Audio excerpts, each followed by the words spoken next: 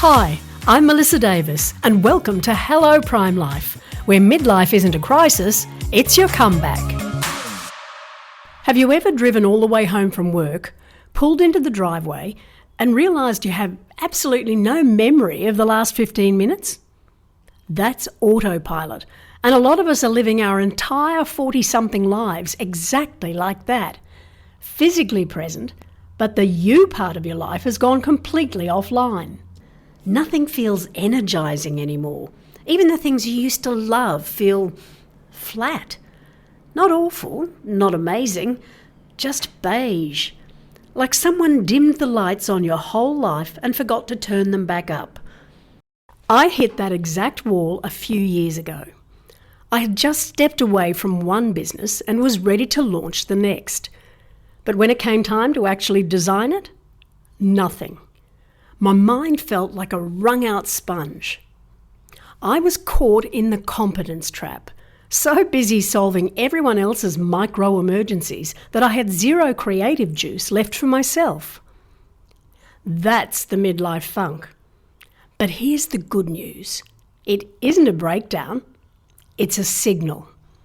It's your brain pulling the emergency brake because you've officially outgrown the life you spent the last 20 years building. When you find yourself in that heavy, disgruntled state, know this: you're not failing. That heavy feeling is a systemic, biological and emotional red light telling you the current setup is no longer sustainable. And a red light doesn't mean a dead end. It's just a pause, a moment to shift gears and decide where you're driving next. Let's explore what the funk actually is, why it shows up, and most importantly, how to shake it off without overhauling your whole life. Before we get into the funk, let me tell you about what I call the juggle struggle.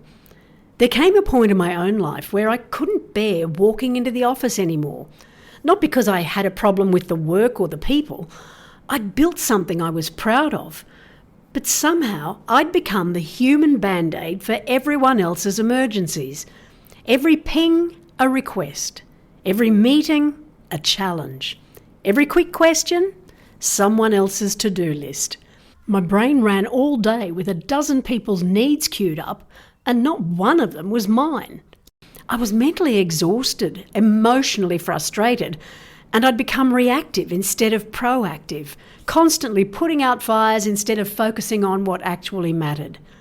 I was neck deep in the juggle struggle. I'd lost control of my own priorities, unable to keep on top of what mattered to me because everyone else's demands were drowning me out. The daily grind had turned into a daily grind down. Everything became a battle of musts and shoulds versus my own wants and needs. The business was thriving, but I was totally disconnected from the woman who started it.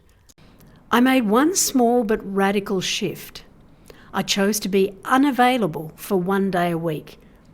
I felt guilty, not because the business would collapse without me, but because I'd internalised a rule that said, if I'm not available to everyone, I'm not valuable to anyone.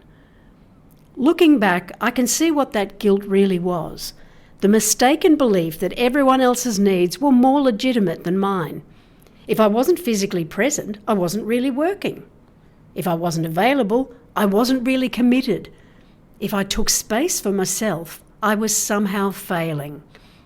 None of that was true, but I'd been operating on those rules for so long I couldn't see them as optional.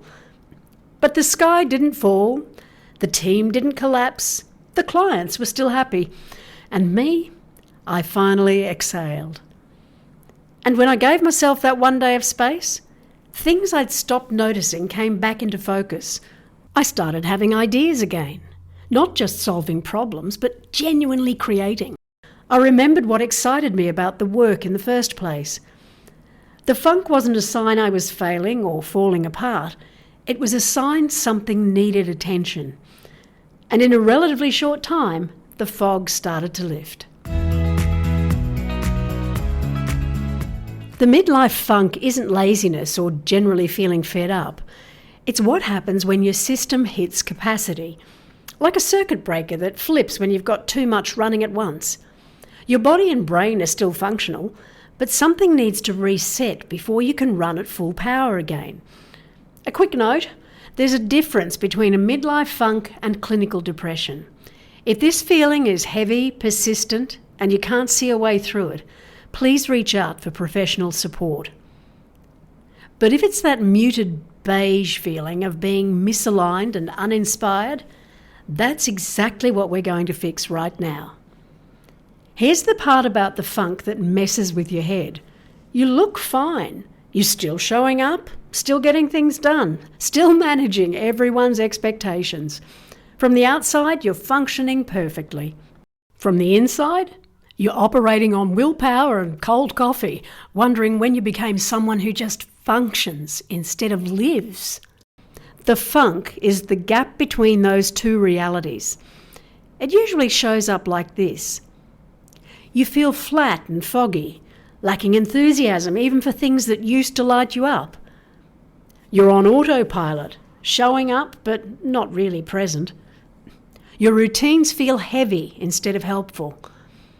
And you might feel a bit resentful of, well, everything. And before you start beating yourself up for that, resentment isn't proof you're ungrateful. It's your system's way of saying, we can't keep operating like this. It's not a character flaw, it's a warning light, remember? Think of it as valuable intel. Your system is doing its job. It's asking for a reset. So let's talk about why the funk hits in midlife. It's not a random thing. The midlife funk tends to show up when a few things collide. Your body and brain are maxed out. Sleep feels like a luxury you can't afford. Energy like a bank account that's always overdrawn. Hormones, metabolism, skin, weight, memory, all changing like they have a mind of their own. And when your body's out of sync, everything else follows. Your brain gets foggy, your mood gets heavy. Then add the juggle struggle, because it's not just that you're busy, it's that you're holding everyone's everything. You're constantly juggling competing demands on your time and the pressure to keep it all together. Maybe the boss is being unreasonable. That friend calls with her latest drama. Or your parents need help navigating medical appointments. Everywhere you look, something requires more than you have to give. After years of pushing through, your system finally says, enough, and shuts down what it thinks are the non-essentials, like joy, motivation, and mojo. On top of that, your identity's gone blurry. You've spent a lifetime of being exactly who everyone needed you to be, but the things that once defined you feel hollow, and roles you've worn for so long, parent, partner, carer, career woman, have started blurring at the edges. The kids only seem to notice you when the fridge is bare, right? Or your partner plans his weekend without even asking what you'd like to do. It's normal to feel unmoored and find yourself wondering, who am I now? You catch your reflection in a shop window and for a split second don't recognise yourself. Or you find yourself telling stories that all start with, when I was, and realise you're talking about yourself like she's someone who doesn't exist anymore. And underneath all of it, the dreaded shoulds. You should answer that text. You should help with that project. You should be grateful. You should have your shit together by now. The funk thrives on obligation. And when every choice feels like a should instead of a want, your brain starts collecting evidence that your whole life is broken, when really you've just been living by everyone else's rules for too long. The funk wants you to think you need a complete life overhaul. You don't. You just need to resurface. Now here's the big hairy question. How do you shift out of the funk? First, let's name something uncomfortable. You already know what you need to do. Deep down, you know exactly what needs to shift. The question isn't, what do I do? The question is, why haven't I done it yet? And the answer usually comes down to one thing. You've been waiting and hoping for someone to give you permission. So here it is. You're allowed to prioritise yourself, not just in theory, in practice. The shift starts here. Your brain is remarkably rewirable. Every time you choose a new path, even a small course change, you're literally paving a new road in your head. And in this phase, small moves are your most powerful tool. Here's where to begin. Start with the basics.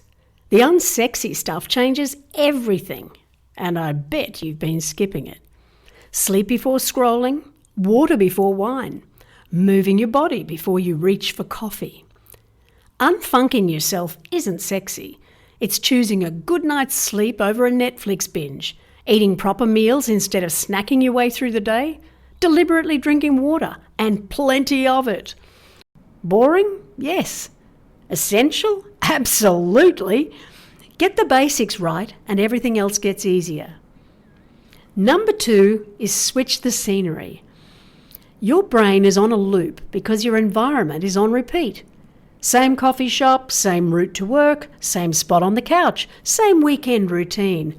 Your funk is fueled by sameness. So disrupt it. Work from a different room, drive home a different way, sit in a different chair at dinner. Give your brain something different to look at. Not all changes need to be big. Sometimes you just need a different view. The third one is to declutter your shoulds. The funk feeds off chaos, physical and mental. Decluttering isn't about tidiness. It's about telling your brain, we're back in charge. This was one of the first things I tackled. I started with that pile of magazines I should read.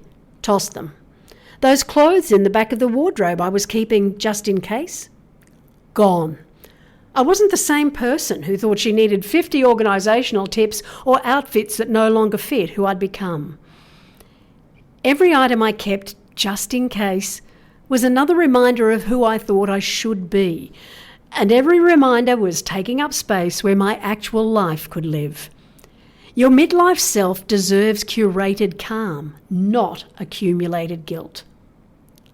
This fourth one is fun. Move like you're 10 again. Remember when moving your body was fun, before it became something you should do? Your midlife brain needs play, not performance. I was in the park recently exercising, and by that I mean I tried to jump over a railing like I was still a kid. Clipped it with my foot, went arse over tea kettle, and have some pretty impressive bruises and swelling to prove it. And what did I do? I laughed hard as I rolled around the ground. It wasn't pretty, but for the first time in weeks I felt alive instead of efficient. That's what I mean. Hop on a swing, have a crack at a handstand, climb something. Not a workout, a wake-up. Nearly there. Number 5 is give yourself a joy jolt.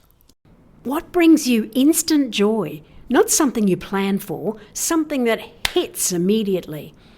That friend who makes you laugh until you snort? Call her.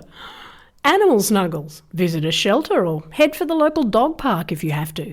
Real-life fur therapy beats scrolling cat videos any day. And as a self-confessed shower singer and kitchen dancer, I can highly recommend rocking out to a bit of Bon Jovi. They're what I call soul fillers. Simple pleasures with the power to raise your baseline and lift your emotional state.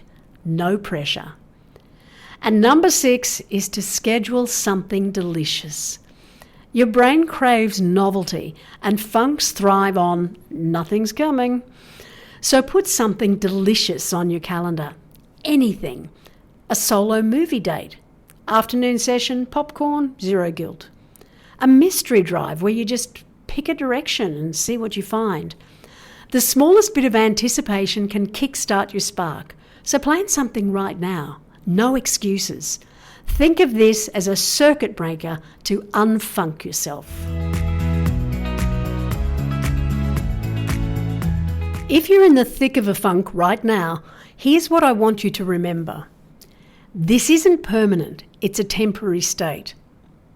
You're not broken, you're self-aware. Your body and mind are asking for change. Small moves matter. A shift doesn't have to be seismic to be significant. And prioritising yourself isn't selfish, it's smart. You can't pour from an empty cup. The reality is no one thrives from your burnout. Not your family, not your workplace, definitely not you. Believe me, you're not the only one feeling this way, but you are the one who can choose to move yourself through it. The midlife funk is real, but it's not a crisis. It's a comeback to your energy, your aliveness, your voice. If this episode hit differently, if you felt seen in ways you didn't expect, take my Hello Prime Life quiz, because clarity starts with knowing exactly where you stand. It'll help you figure out whether you're thriving, striving, or just surviving, and give you a clear next step to start feeling more like you again. The link's in the show notes. Now, as your prime power move this week, it's time to create your own funk-busting menu. Write down 5 tiny actions that truly give you a lift, but maybe skip the fence jumping. And let's be real, I don't mean staring into a candle or hugging yourself. I mean things like scrolling a ridiculous real estate app to look at houses you'll never buy, playing that one trashy 90s pop song at an antisocial volume in your car, or buying the insanely expensive coffee just because you like the cup. Whatever floats your boat. The world doesn't need you to be more efficient. It needs you to be more alive. Grab one thing from your menu today, not because it's a luxury, but because operating at 30% capacity is a terrible return on investment for your life. Stick it on your fridge or phone, and next time the funk hits, don't overthink it. Just act. You've got the menu, now place the order. Next week, we're taking on one of the biggest lies midlife women get told, that you're past your prime. And I'll show you the real timeline. And that spark you think you've lost? It's not gone. It hasn't vanished into thin air. It's just buried under an avalanche of laundry, school schedules and corporate spreadsheets. It's waiting for a little oxygen. Give it some room to breathe this week. Your prime life is calling. Just pick up. Before you go, if this one resonated, hit follow so you don't miss what's next. And if you've got a spare few seconds, a quick review genuinely helps other women to find the show. Thanks for being here. I'll see you next time.